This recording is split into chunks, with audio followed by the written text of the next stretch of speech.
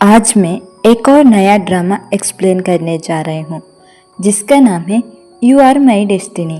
Episode के शुरुआत में हम हमारा ड्रामा का फीमेल लीड को देखते हैं जिसका नाम है चेंग।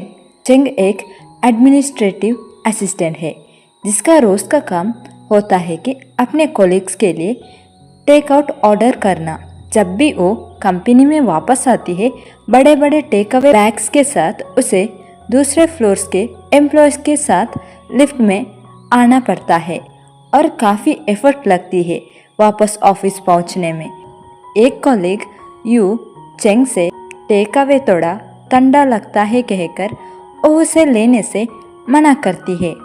तभी एक और कॉलीग्स जिसका नाम है शी, जो चेंग की फ्रेंड है, जो चेंग को सपोर्ट करते हुए यू से कहती है कि अगर तुम इस खाना को नहीं लेना चाहती हो तो मत लो, लेकिन इसका पैसा को तुम चेंग को दे दो।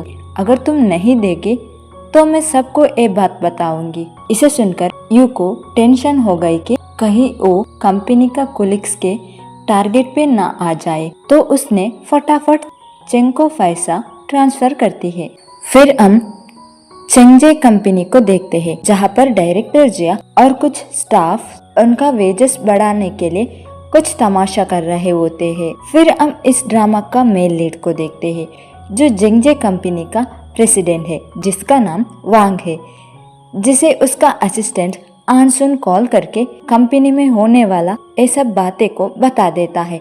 तभी वांग वहाँ आता है और वांग जिया और बाकी स्टाफ से कहता है कि तुम लोग आगे बढ़ने के लिए एफर्ट नहीं कर रहे हैं, सिर्फ पुरानी वजह से ज़्यादा पैसा मांग रहे हैं, जबकि उन्हें नया टेक्नोलॉजी के ब्रेक थ्रूस पर फोकस करना चाहिए। डायरेक्टर जिया को वांग का एबत चुप गए और वो डिसाइड किया कि वो फैक्ट्री वापस जाके नया टेक्नोलॉजीज पर काम करेगा ताकि कंपनी से और ज़्यादा रिवार्ड ले सके। इसके बाद वांग उसका ग्रैंडमा को देखने जाता है जो उसे शादी करने कहती है।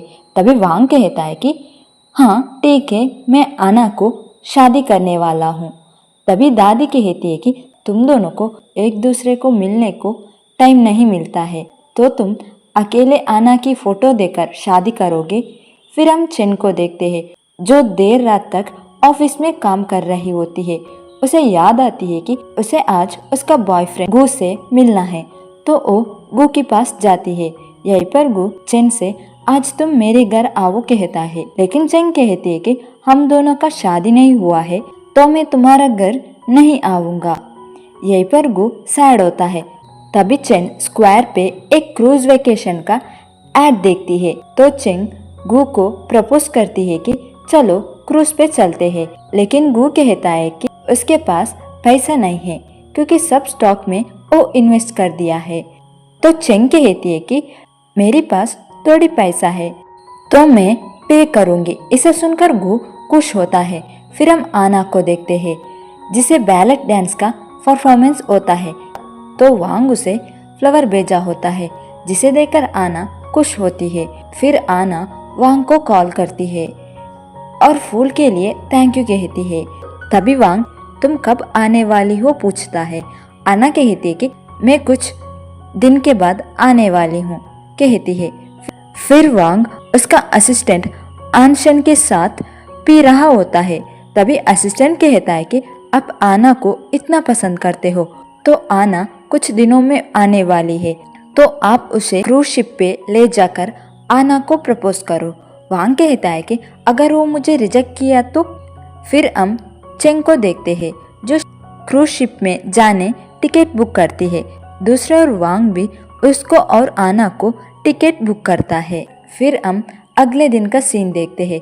चेन और गू शिप में आते हैं, तो यहाँ पर गू एक लड़की को देखता है और चेंग को सूटकेस लेकर आने कहकर उस लड़की के पीछे जाने लगता है। यहीं पर वांग और आना भी आते हैं।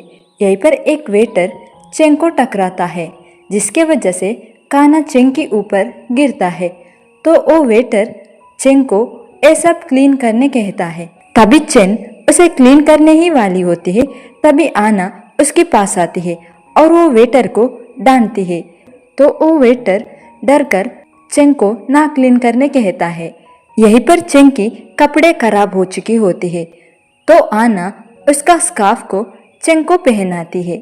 फिर वांग आना को प्रपोज करने के लिए प्रैक्टिस कर रहा होता है जिसे चेंग देख रही होती है। तभी दो बच्चे वांग को टकराते हैं जिसके वजह से वांग का हाथ से ओरिंग नीचे गिर जाता है और चेंग से ओरिंग को पकड़ने कहता है। तभी चेंग ओरिंग के पीछे जाने लगती है।